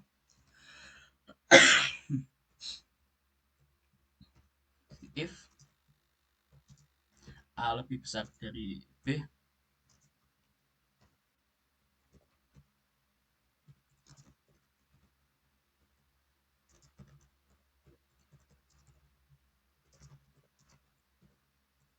nah ini kita bisa juga kayak gini, cuma if doang. Kok nggak nemu? Karena apa? Ya emang nggak ada yang ditampilin. Karena apa? Apakah A lebih besar dari B? Nggak. A lebih kecil dari B. Jadi pas kita masuk ke bagian kode. Nah, kalau kita menjalankan sebuah program kan dari atas ke bawah gitu. Jadi pertama misal kita deklarasi variabel A, deklarasi variabel B, habis itu masuk ke if ini. If jika, if kan seperti namanya jika A lebih besar dari B, maka print yang di dalam ini, di dalam kurung kurawal ini. Bacanya gitu. Jadi if jika A lebih besar dari B, print kodenya, jalankan kode yang ada di dalam kurung kurawal ini. Tapi ternyata A tidak lebih besar dari B. Berarti kan langsung keluar dan langsung selesai. Berarti nggak ada yang di print dong. Nah, kita ubah jika A lebih kecil daripada B.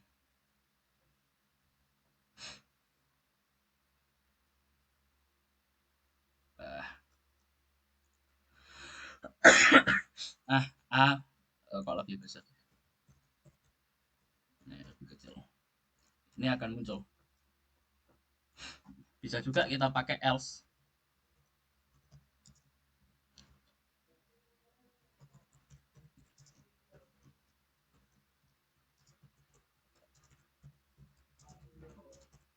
Else tuh kayak misal kamu yang pertama salah, kan jika A lebih kecil daripada B.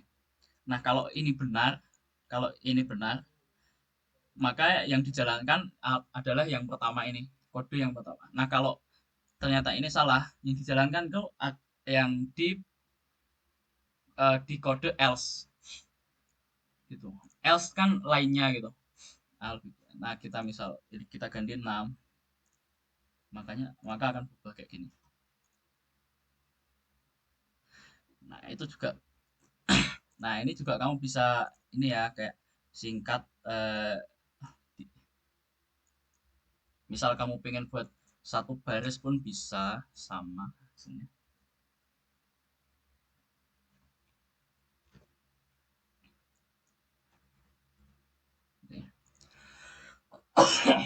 Nah, ini bisa juga kayak gini jadi satu baris. Nah, mungkin kalau susah pahamnya tuh gini. eh, kita bikin variabel, misal ya, ini, kalau biasanya di aplikasi itu ada gini.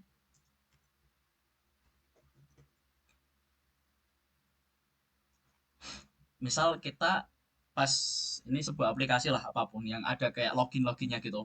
Biasanya kalau kita login itu tuh kita bakal nyimpan variabel login tersebut. Atau mungkin kita menyimpan sebuah variabel lah yang menandakan kita nih udah login apa belum gitu. Nah, biasanya kalau kita masuk lagi ke aplikasi itu, nah variabel itu tuh akan dicek lagi gitu buat kita tahu kita udah login apa belum sih gitu. Nah, misal gini ya.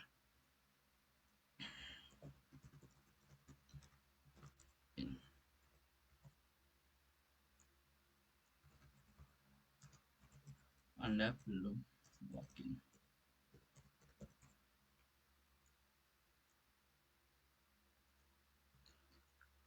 Kita pakai.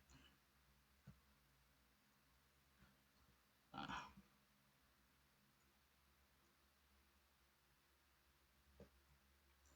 mungkin lebih enak dilihat nih cara. Ini biar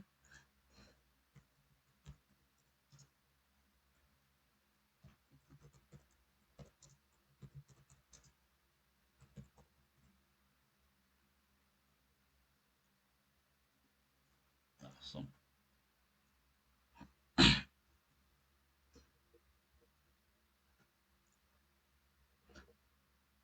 Tentu aja kalau biasanya kode aslinya nggak semudah ini ya kalau misal.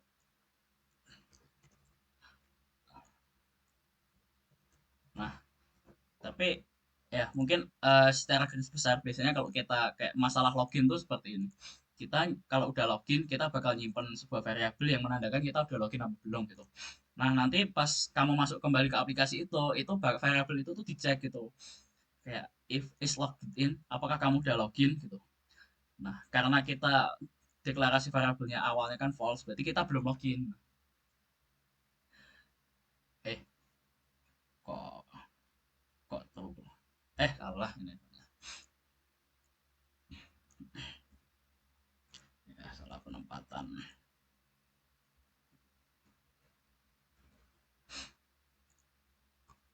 Nah, ini. Jadi false. Jika is logged in, apakah kamu udah login? Karena false atau belum, maka yang dijalankan adalah kode di else. Anda belum login menuju halaman login gitu. Nah, misalnya ini true. Anda sudah login menuju halaman utama, jadi nggak perlu login lagi. Jadi kayak kita mengatur sebuah alur aplikasi gitu lah. Tentu aja kalau di penggunaan nyatanya kan nggak semudah kayak print line menuju halaman utama, tapi kayak secara garis besar tuh seperti ini gitu. Kamu cek udah sebuah variabelnya, misal kamu udah login, itu tuh bakal diarahin langsung ke halaman utama. Nah, kalau belum login, kamu langsung diarahin ke halaman login, bisa seperti itu gitu. Jadi kalau kita kan nggak perlu kayak login berulang-ulang kan kalau mau masuk sebuah aplikasi gitu. Kalau terutama kayak sosial media atau mungkin game lah, game kan login sekali kan. Habis itu kenapa kita nggak perlu login lagi gitu? Ya karena emang udah kesimpan gitu. Dia udah tahu kamu udah login gitu. Jadi nggak perlu login. Nah, selain if itu ada yang namanya when. When itu tuh seperti namanya, when kan artinya kan eh, kapan gak sih? Ketika. Tapi lebih cocok nama ketika lah. Contohnya gini, kita punya variabel dice yang isinya 6, yang isi value-nya tuh 6. When dice, terus dalamnya ada kayak itu, ada kayak urutan kemungkinannya gitu. Nah, ketika di print, yang di print tuh ya yang sesuai dengan kondisinya. Mungkin langsung masuk sini lagi lah. Nah, mungkin gimana kalau kode ini aku ubah pakai when gitu. Ini bisa. Kita bisa when is log in.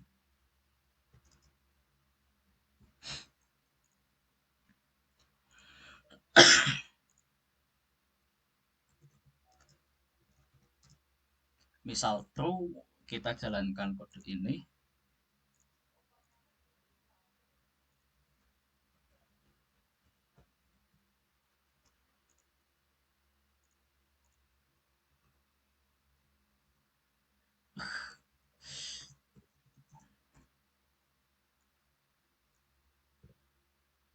Hmm.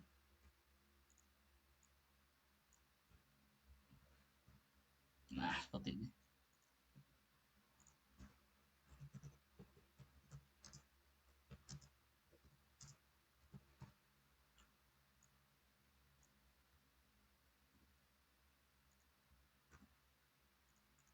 Nah, jadi uh, when ini itu sama kegunaannya, mungkin cara cara kerjanya itu sama. Hasil ya cara kerjanya itu sama dengan if tadi. Jadi if ini kalau diubah when tuh jadinya kayak gini. Coba kita tes, kita jadiin komentar, kita ceknya. Nah, kan is logged in-nya true. Nah, kita when ketika is logged in-nya true, berarti ini kan true, is logged in-nya true. Berarti yang dijalankan di sini yang true ini. Langsung print line Anda sudah login menuju halaman utama. Nah, sedangkan kalau misal kita ini ya false,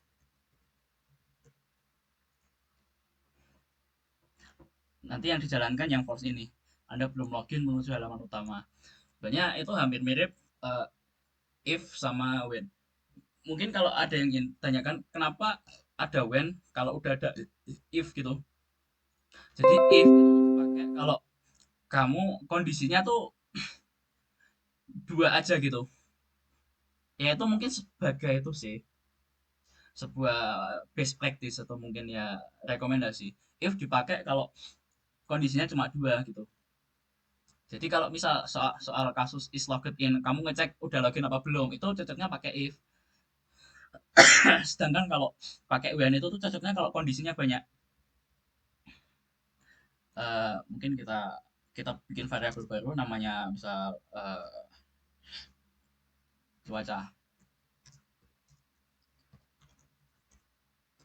Misal cuaca terang.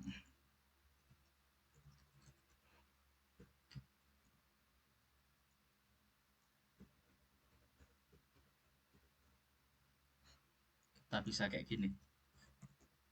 Cuaca terang panas. Mendung.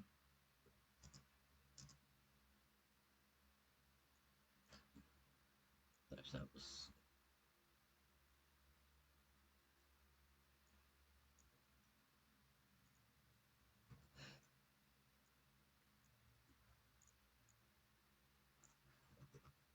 Misal ini kita terang sekali.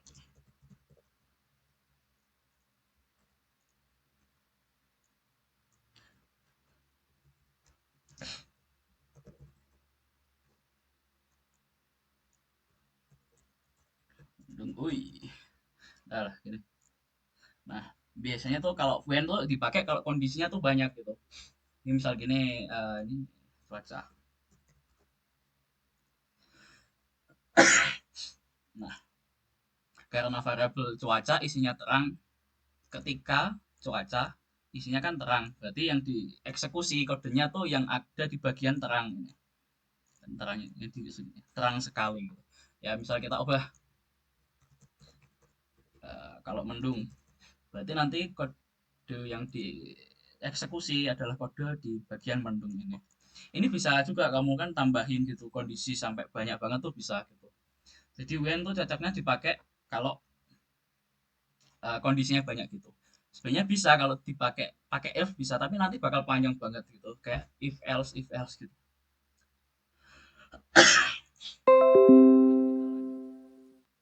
Nah, ini ada yang namanya looping. Jadi yang tadi ada yang namanya for loop. Looping tuh seperti namanya ya, looping atau pengulangan. Jadi kita untuk mempersingkat kode itu biasanya dilakukan pengulangan biar kayak operasinya tuh kodenya diulang-ulang gitu. Nggak perlu ditulis ulang terus ke bawah gitu. Contohnya ini for dash in 1.6 print line dash. Nah, ini artinya tuh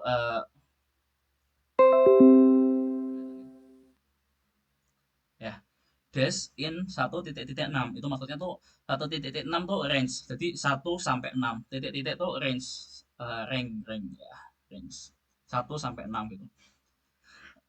Print line dash, jadi dashnya nanti di print hasilnya gimana ya, 1, 2, 3, 4, 5, 6 itu di looping. Jadi yang pertama dash yang pertama kan 1, setelah di print 1 habis itu ngulang lagi dashnya jadi 2, di print 2, ngulang lagi 3, 4, 5 sampai akhir 6. Bisa juga pakai in gitu kayak kita bikin variabel berisi list atau array, bisa kayak d in dash seperti yang dilihatin gitu. Kita di looping nanti kayak satu-satu dari awal gitu. Sunday, Monday kita looping. Kita masuk, kita hapus dulu. Itu juga bisa dipakai. Ini misal kita bikin variabel a8.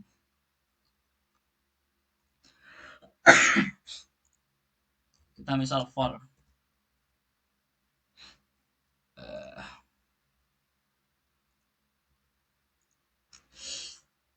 kita bikin for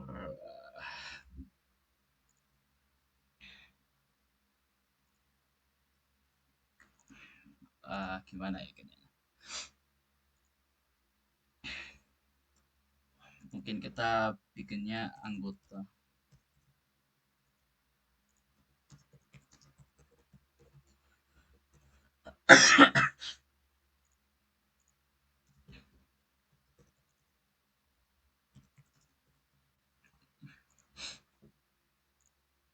Oh, ada iteratornya. Oh iya, ini bukan list ya. Lupa, lupa, lupa.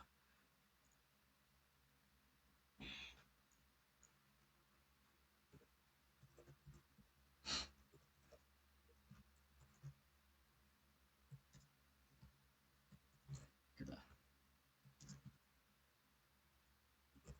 serial. Nah, nah, gini. Jadi kalau misal kita buat sebuah variabel yang isinya sebuah list, nada asal serial for A untuk A di anggota. Jadi di setiap isi anggotanya kita ibaratkan A, untuk A di setiap di anggota print A. Jadi pertama kan nanda dulu, nanda di print, habis itu kita ngulang ini di print, habis itu kita ngulang lagi naik, langsung print asan, naik lagi serial, habis itu selesai. Nah itu juga bisa kayak itu bisa kayak beratnya dibuat kayak gimana ya, kayak bisa di kalau misal kita ngeprint nomor yang aku bilang tadi tuh, daripada kamu kayak ngulang-ulang, kamu bisa kayak kamu tambahin terus ke bawah gitu. Mungkin ini kita lanjutin dulu nih. Nah, pakainya well nih. Looping juga bisa pakai well.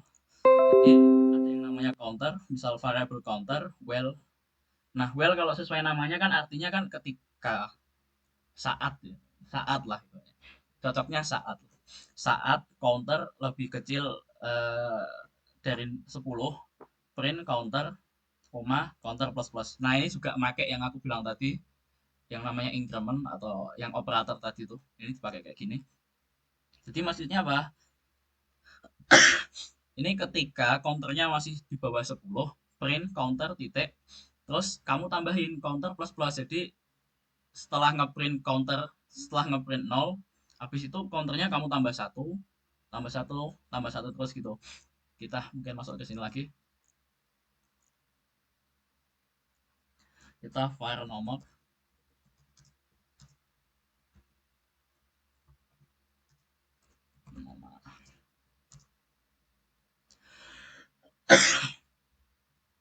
Mungkin nomor aja gitu lah.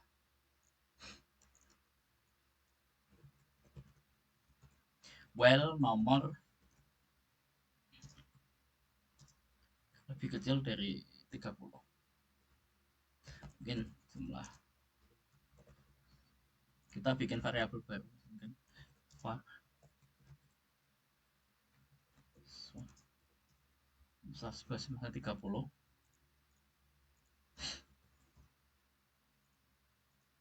Kita bisa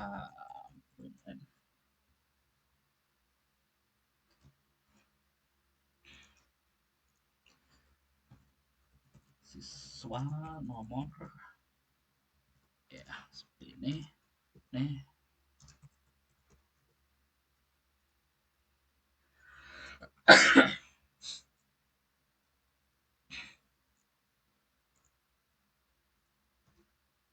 Baru nomor plus plus ini. Nah, jadi gini. Jadi bacanya gimana? Kita deklarasi variabel nomor pertama isinya satu, terus variabel kedua namanya jumlah siswa 30. Jadi lebih enak aja. Jadi saat nomornya itu masih kurang dari jumlah mahasiswa, print siswa nomor plus nomor. Jadi untuk yang pertama kali berjalan kan nomornya masih satu. Satu, apakah lebih kecil dari jumlah siswa? Ya. Habis itu masuk ke sini. Siswa nomornya masih satu. Jadi ini yang atas ini, siswa nomor satu ini. Nah, habis itu udah kita masuk ke sini. Ini ada nomor plus plus plus. Seperti yang aku bilang tadi, kalau gini kan itu kayak sama kayak dengan nomor nomor plus satu gini. Jadi nomornya tuh ditambahin satu gitu, ini isinya. Sehingga nomornya tuh menjadi dua. Kita cek lagi, terus kita masuk lagi ke well ini. Nomornya kan udah jadi dua. Apakah dua tuh masih kurang dari jumlah mahasiswa? Kan true, benar, karena jumlah mahasiswa 30. Di situ kita masuk ke print lagi, siswa nomor 2. Terus kita masuk lagi ke nomor plus plus setelah 2. Nomor plus plus, nomornya isinya kan jadi 3. Kita ngulang lagi 3, habis itu ngulang terus 4, nyampe nomornya tuh habis 30. Nyampe 29. Karena kalau udah 9, kan namanya udah 9. Misal 29 masih kurang dari jumlah siswanya. Masih true, siswa nomor 29. Habis itu nomor plus plus, nomornya jadi 30. Setelah nomor 30 kan masuk lagi. Dicek lagi nomor 30, apakah lebih kecil dari jumlah siswa? Kan 30 sama jumlah siswanya 30. Apakah lebih kecil? Kan salah, kan sama dengan kan. Karena udah salah, well-nya udah tidak true atau tidak memenuhi. Jadi dia udah keluar dari well. Well-nya udah selesai. Keluar selesai, kode sudah selesai. Jadi sampai 29. Nah, biar 30 gimana? Ya, kamu tinggal ini aja. Nomor kurang dari sama dengan jumlah siswa. Maka akan 30. Karena 30 masih terhitung kurang dari sama dengan gitu. Gitu sih. Oh ya, ada juga yang namanya selain well itu ada satu.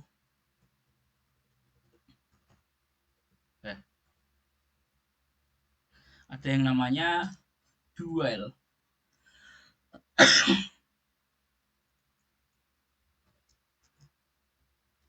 Misal duel.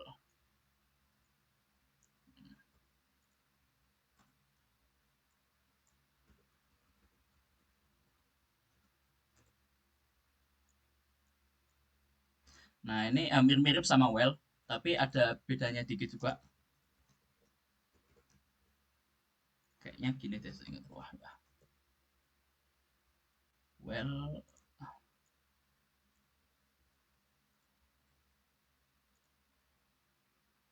nah gini. Jadi bedanya well sama duel tuh apa? Kalau well kan saat, kalau duel tuh lakukan, ya seperti namanya lah. Pertama kan kalau well kan cuma kamu langsung ngecek dulu nomor, ngecek yang di dalam kurungnya ini, mungkin dalam parameternya. Malah kalau do tuh dijalankan dulu. Jadi do kita lakuin dulu, print siswa nomor, nomornya kan satu, baru di plus.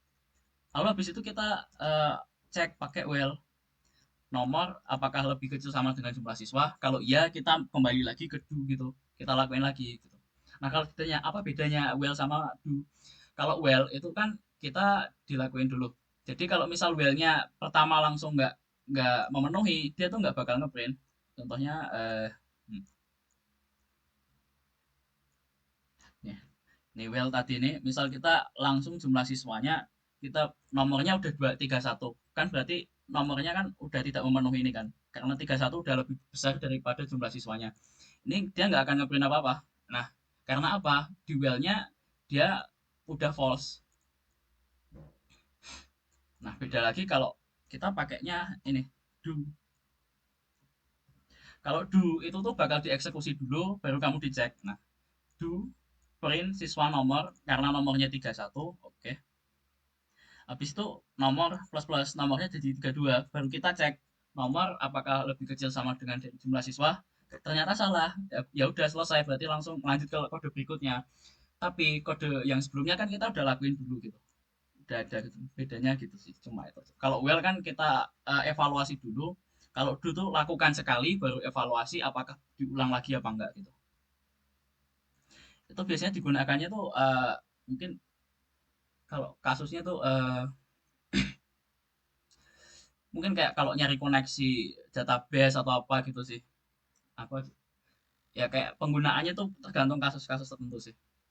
Oke, mungkin kita langsung aja karena udah mau mepet juga. Ini selanjutnya ada function.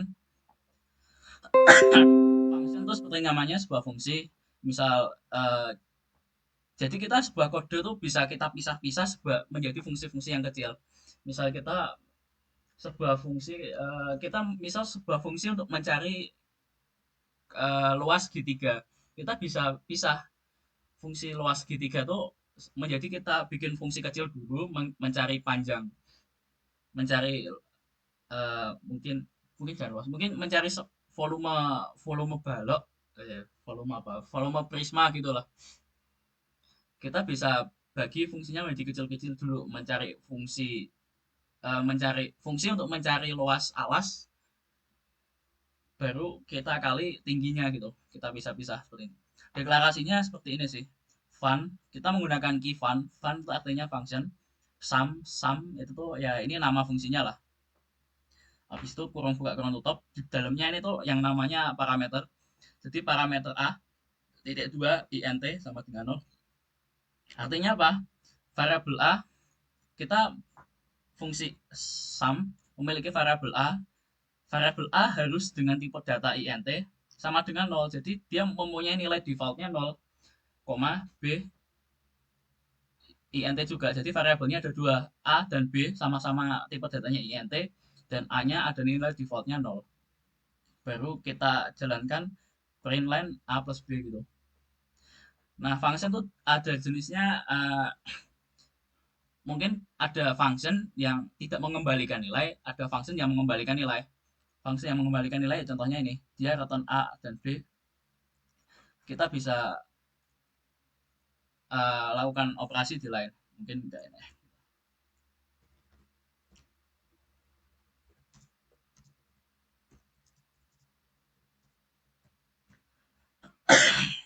Kita milk fansam tadi. Misal gini juga bisa, kamu nggak usah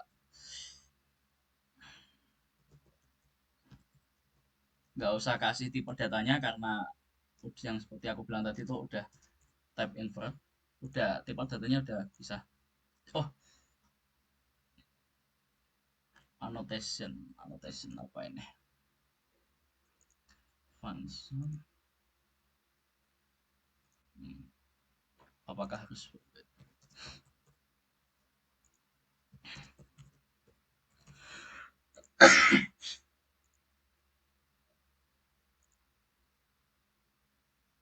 oh iya, salah salah. Kita perlu loh. Jadi kita tuh biar bisa memisahkan fungsinya tuh di luar gini. Jadi kita nggak numpuk di semuanya di apa? Di fungsi main kamu taruh semuanya gitu. Jadi seperti ini, kamu baru panggil fungsinya, manggilnya cukup sum a, b. Nah, hasilnya 7. Bacanya gimana? Kan seperti yang aku bilang tadi, mungkin hampir semua pemrograman yang dijalankan pertama tuh fungsi main. Jadi deklarasi variabel a, deklarasi variabel b, habis itu kita jalankan fungsi sum dengan mengirimkan data a dan b. Jadi 3 sama 4 dikirimkan ke fungsi ini. Nah, fungsi sumnya dicari. Ini ada sum, a-nya kan 3, berarti ini 3, b-nya 4. Di situ ini fungsi ini ternyata ngeprint A ditambah B. Jadi 3 tambah 4, 7. Seperti itu. Kita bisa juga sih, misal ini jangan gitu. Kita return A plus B. Seperti ini. Jadi fungsi ini mengembalikan nilai A plus B. Terus ini kamu simpan dulu tambah. Nah, ini. Nah, tambahnya ini baru kamu print di sini. Itu bisa. Jadi sebuah fungsi kamu buat untuk menghitung sesuatu atau melakukan operasi sesuatu. Nah, nanti mereturn sebuah nilai yang kamu simpan dulu ke variabel. Habis itu nilainya bisa kamu mau olah lagi atau gimana itu bisa. Oh, ya jangan lupa ya ini ada ini pengembalian juga. Bedanya kalau kosong gini itu berarti fungsinya tuh tidak mengembalikan nilai apapun. Jadi kalau kamu mau bikin suatu fungsi mengembalikan sebuah nilai, kamu harus atur secara eksplisit gitu. Jadi nanti artinya fungsi sum akan mengembalikan sebuah nilai yang bertipe data int gitu. Integer itu gitu. Ini itu sih. Oke, mungkin uh, udah ini. Mungkin cukup sampai sini dulu sih sebelum kita install. Apa ada yang ditanyakan dulu?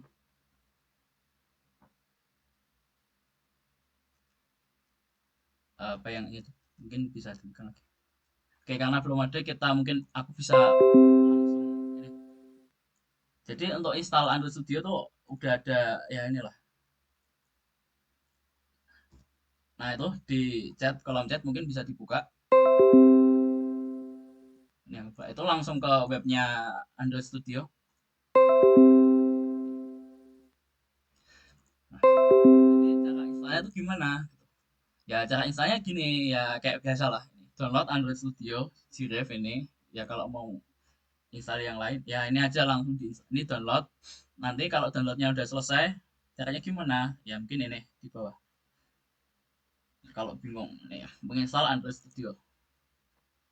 Nah, di sini bisa kamu baca gitu. Cara-caranya tuh gimana? Ya requirement-nya ya ini. Jadi OS-nya minimal Windows 8, 84 bit, RAM-nya minimal 8 GB, kapasitas uh, memorinya yang kosong 8 GB juga. Jadi kalau RAM-nya mohon maaf kalau yang misal laptopnya masih RAM 2 GB atau 4 GB mungkin masih berat banget ya untuk install Android Studio ini.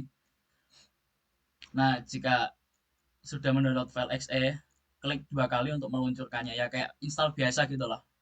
Nah, ini juga ada. Nah, ini bisa kamu lihat cara installnya. Burik. Wah, burik. Nggak kelihatan kayaknya. Nah, intinya itu tinggal next ya, next, finish. Ya kayak install aplikasi biasa sih, kayak program biasa gitu. Finish, start gitu. Ya, udah. nanti muncul next next. Nah, itu standar. Mungkin kalau emang nggak jelas ini kamu bisa lihat ya nanti cara installnya di linknya itu.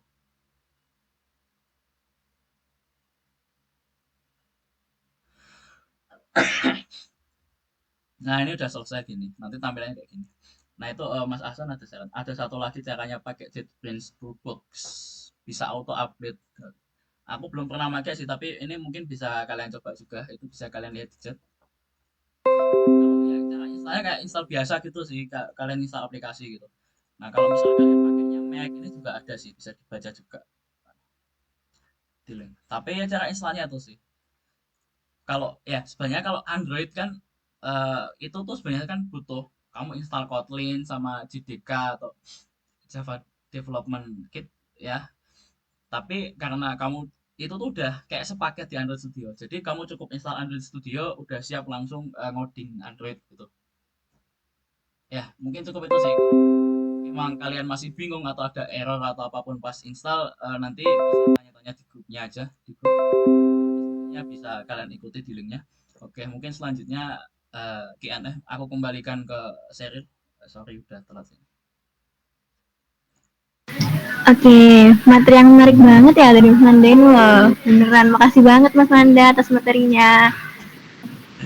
Untuk yang misal belum paham nih, bisa banget ditanyakan. Kalian bisa raise hand atau enggak kalian juga bisa tanya di chat box. Mungkin ada yang mau tanya, silahkan.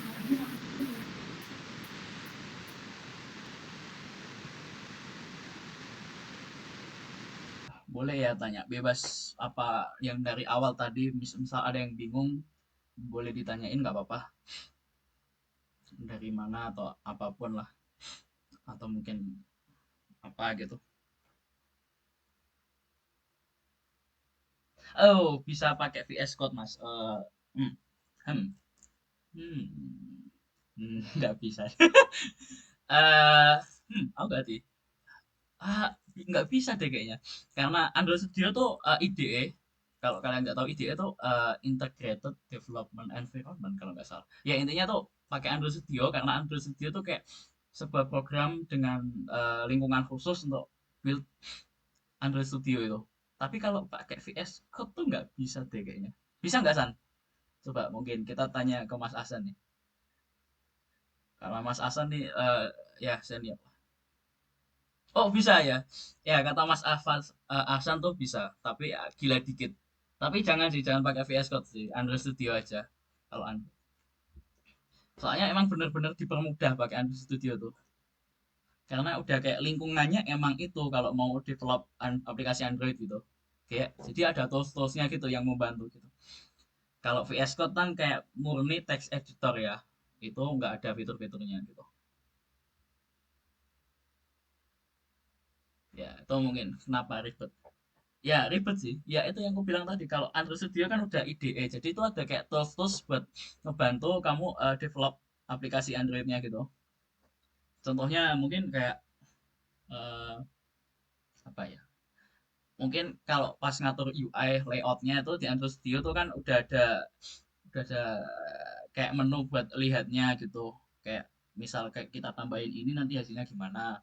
Selain itu ya ada kayak kayak build projectnya tuh udah ada gitu loh.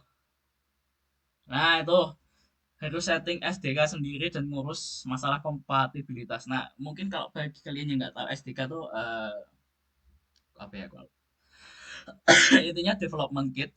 Jadi kayak kayak sebuah perangkat bukan perangkat sih.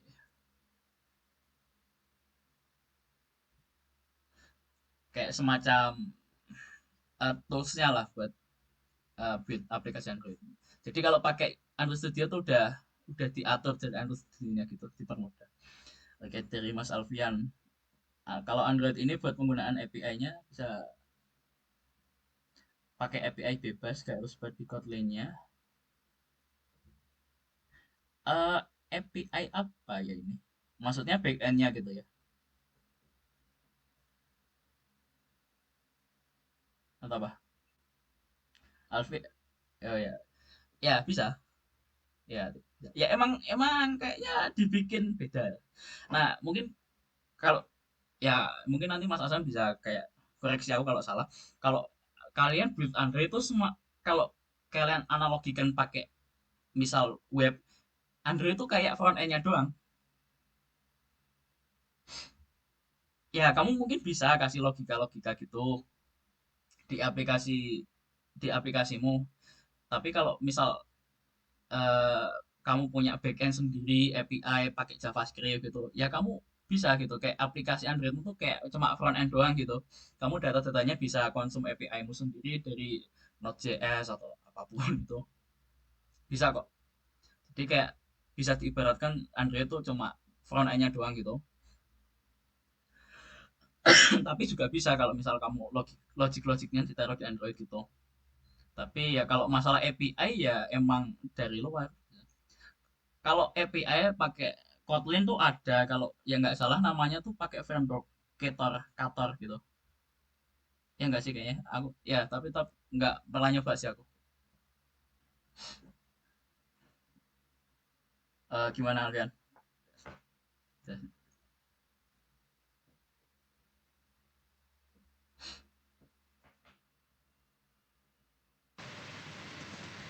Paling mau nambahin sih, selama API-nya itu bisa apa ya, public mungkin ya istilahnya, terus bisa diakses lewat internet gitu, mau dari framework atau bahasa manapun ya bisa-bisa aja gitu.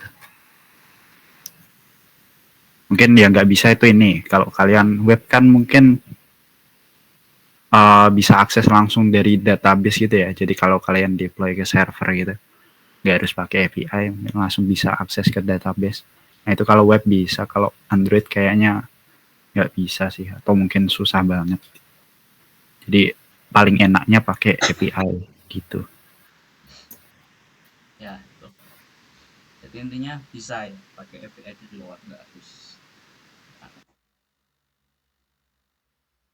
Ya, ya kan emang API itu kan, API kan ya emang buat bisa dikonsum Android web gitu. Biar bisa diintegrasikan kan emang sistemnya. Oke, mungkin ada yang lain yang nanya.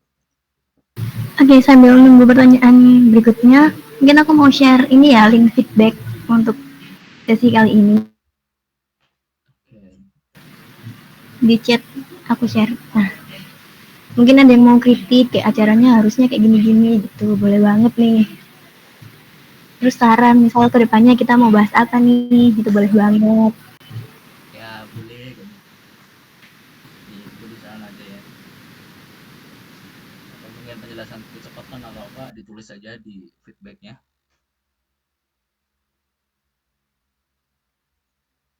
Apa ada yang mau tanyakan lagi? Tapi kayaknya ya emang ya materi kali ini cukup dasar sih. Kayaknya emang udah pada bisa ya. Cuma gitu doang kok.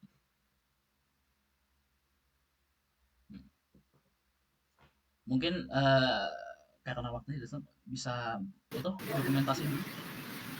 Iya, oke kita masuk ke sesi dokumentasi ya. Mungkin yang lain mau on cam, boleh banget. Yuk, Continue. ya aku hentikan presentasinya. Gua baru. Was, the last man standing cuma 15 nih guys. Sisanya menyerah nggak tahu. Oke, ayo on cam on cam. Ini yang SS siapa? Aku boleh, aku boleh. Oke oke. Ayo. Oke, menghitung ya. 1, 2, 3. Ini dong. Kayak gaya yang kemarin tuh, nah, GDSC. Yo kayak GDC yo. Satu belum. Yuk yuk. 1, 2, 3. Wait wait. Yang kamu belum. Ya ini. Ayo. Bentar aku nge-lag. Kamu Nan. Ya ya udah ya udah yuk. Ayo. Sa sa Aku juga tadi. satu dua. 1, 2. Ya. Mungkin satu lagi ambil barang terdekat ya kayak biasa lah.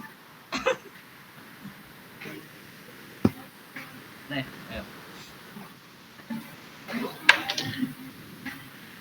Ayo ngeses siapa nih aku lagi. Ya aku ya wajib. Satu, dua, tiga. Oke, udah. Oke. Oke, sebelum kalian leave, aku mau ngingetin nih, kita besok ada acara Weekly Talk yang 3. Jadi, mari kita RSVP. Bentar. Ya, mungkin bisa di-share dulu.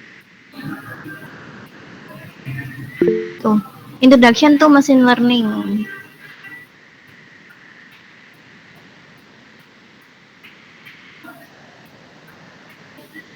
Join ya besok ya. Oke, mungkin udah jam 9.32, udah lebih 2 menit. Aku tutup sesi kali ini ya. Makasih banget buat semua yang udah join, udah sampai bertahan di detik-detik ini. Makasih banget, makasih Mas Nanda. Makasih Mas yang udah tanya-tanya tadi, yang udah jawab juga. Makasih banget. Itu mau enggak? Ya. Nah, makasih semua. Bye-bye. Sampai ketemu besok.